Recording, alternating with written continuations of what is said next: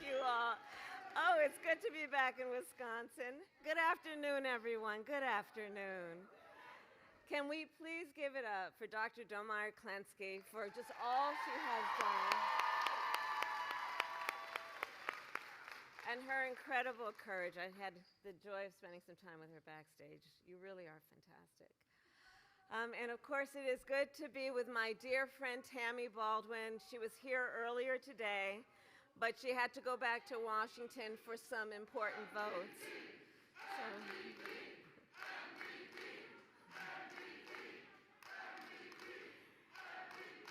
And on the subject of Tammy Baldwin, I want to just mention Tammy because she had to go back to Washington for some important votes. She was here earlier.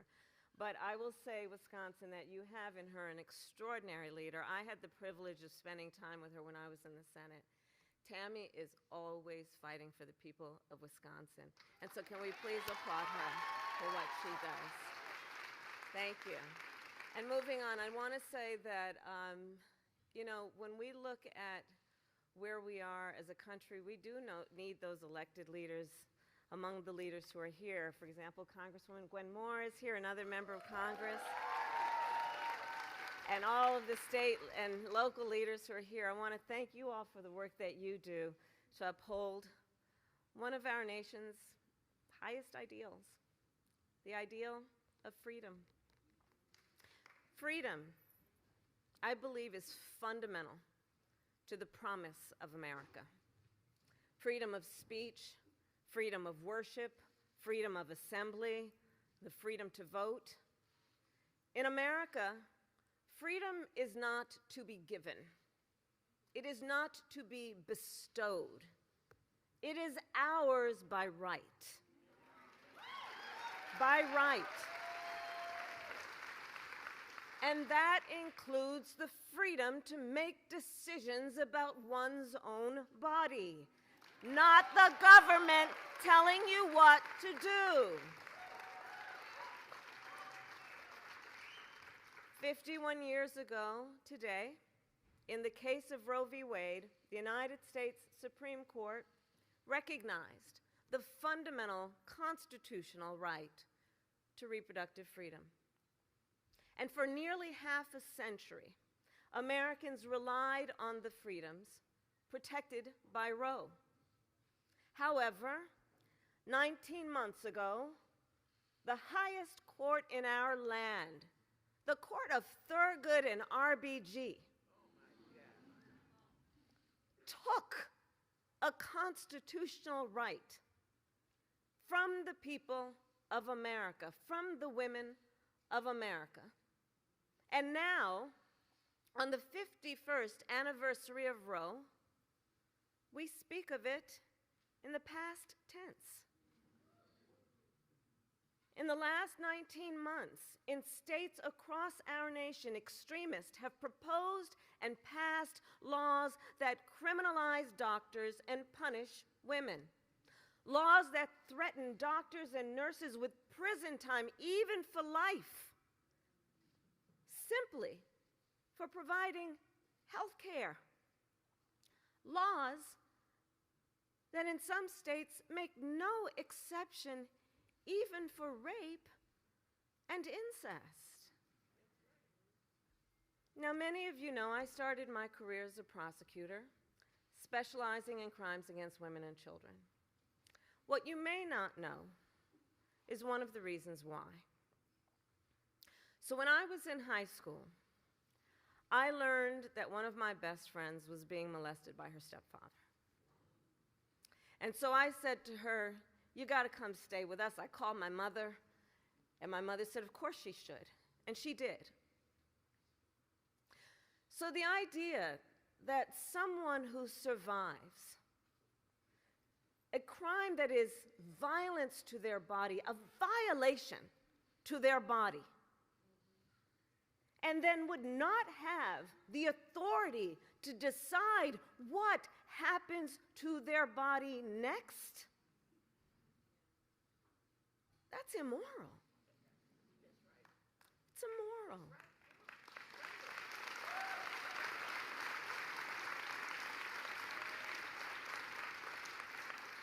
And let us all agree, one does not have to abandon their faith or deeply held beliefs to agree the government should not be telling her what to do with her body.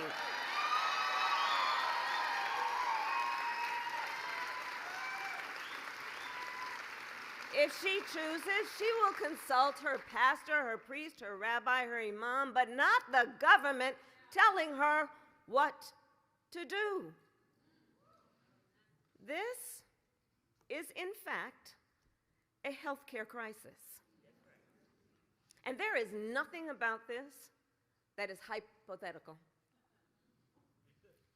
Today in America, 1 in 3 women of reproductive age live in a state with an abortion ban. 1 in 3. And let us understand what that really means for people across our nation.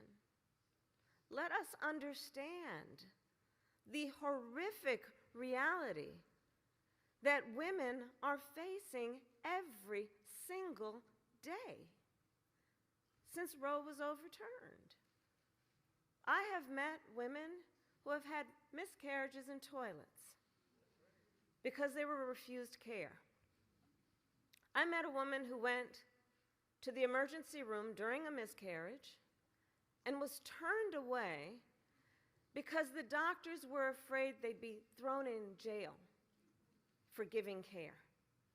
And it was only when she developed sepsis that they gave her the care she needed.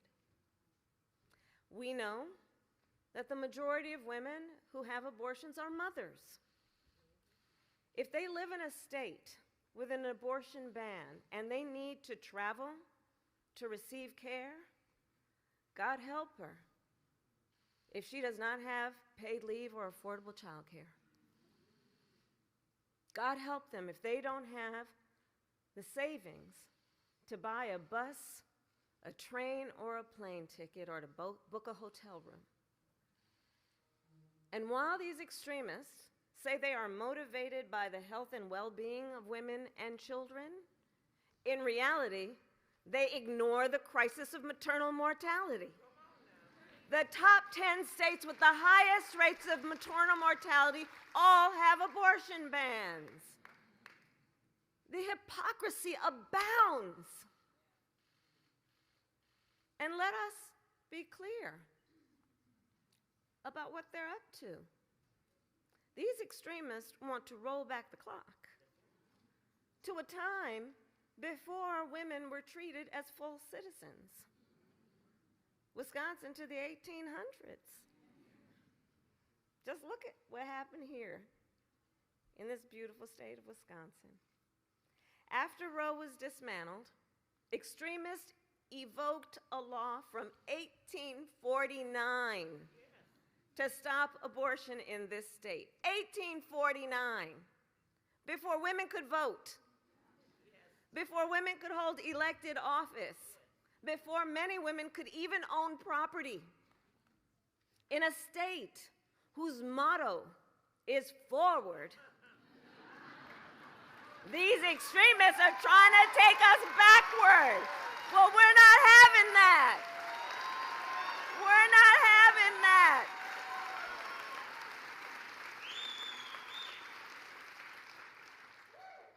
And just look at what the fallout has been. The reproductive care clinics across the state that had to close. The women that hospitals had to turn away. Women like Megan. So Megan learned she was pregnant early last year. A few months later, she and her husband, John, went to their doctor for a routine ultrasound. And it revealed devastating news for them. The fetus had a severe genetic disorder, and Megan's pregnancy threatened her life. But because of that 1849 law, Megan's doctor could not provide a life-saving abortion unless he found 2 other physicians to sign off. He called doctor after doctor here in Wisconsin, but none were willing to risk going to prison. Ultimately, Megan had to go to Minnesota to receive care. She had to leave the state where she calls home to save her life. Thankfully, late last year, a judge declared that this 1849 law did not apply to abortion, and some clinics in Wisconsin have since reopened. But that does not undo or heal the incredible pain that women like Megan have endured. Megan and her husband, John, are here with us today, and in front of all the friends, let us applaud them for their courage. And I thank them for the time that I had with them today. Can we please applaud them?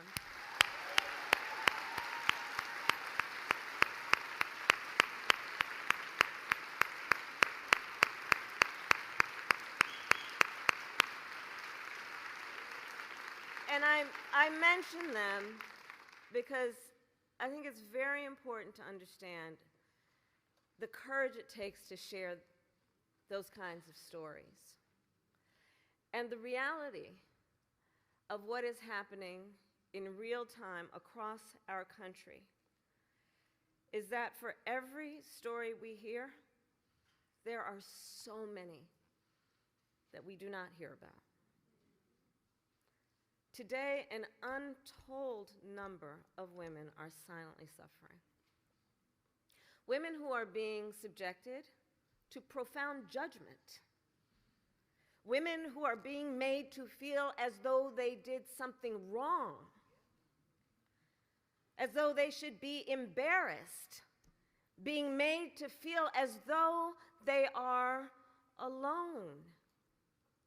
And to those women I say, we see you, and we are listening, and we see your incredible strength, and we are here with you.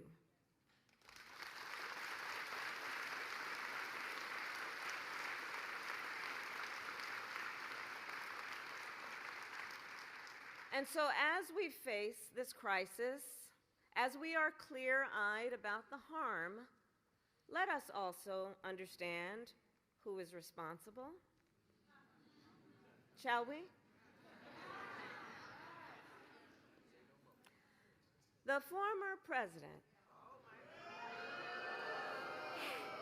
handpicked 3 Supreme Court justices because he intended for them to overturn Roe.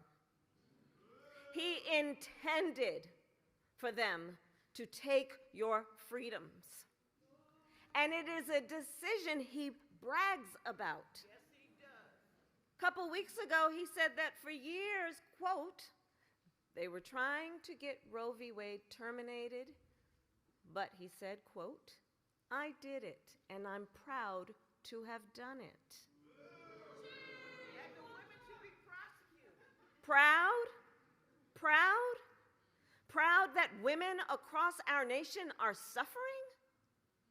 Proud that women have been robbed of a fundamental freedom?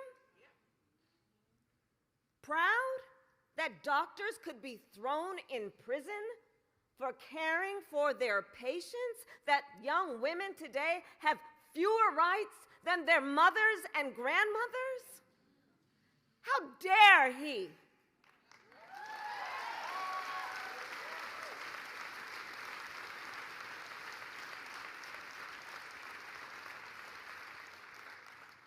And the extremists are not done.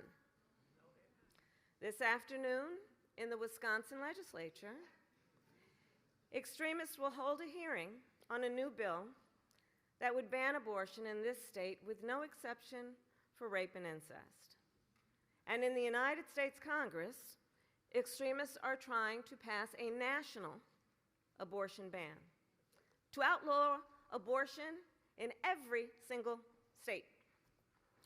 But what they need to know is that if Congress passes a national abortion ban, President Joe Biden will veto it.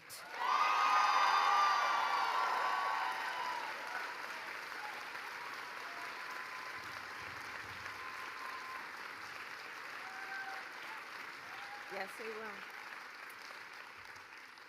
Because here's the deal about all of us. We trust women. We trust women to make decisions about their own bodies. We trust women to know what is in their own best interest. And women trust us to fight, to protect their most fundamental freedoms.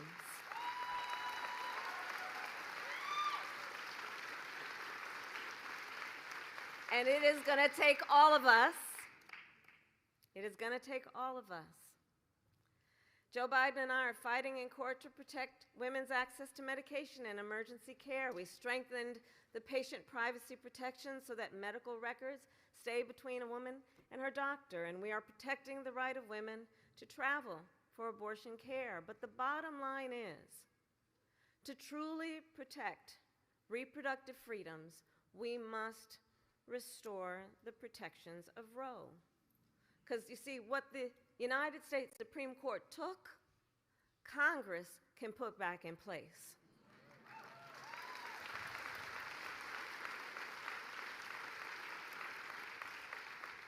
So we need a majority of leaders in Congress who simply agree, here's the thing, simply agree that the government should not be making those personal decisions for folks.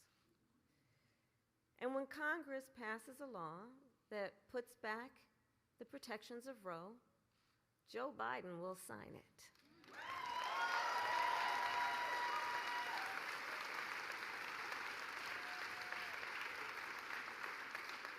So I'll close with this. It's going to take all of us to get us to that place. Everybody here. And momentum is on our side. We are winning. Since Roe was overturned, every time reproductive freedom has been on the ballot, the people of America have voted for freedom. From Kansas to California to Kentucky, in Michigan, Montana, Vermont, and Ohio, the people of America have voted for freedom. And not by a little, by overwhelming margins. Proving also, this is not a partisan issue. Tens of millions of Americans in red states and blue, including here in Wisconsin, marched to the polls in defense of fundamental freedoms.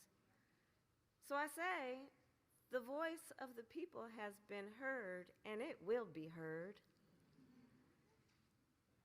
And then I finally ask, today, Wisconsin, are you ready to make your voices heard? Do we trust women? Do we believe in reproductive freedom? Do we believe in the promise of America? And are we ready to fight for it? And when we fight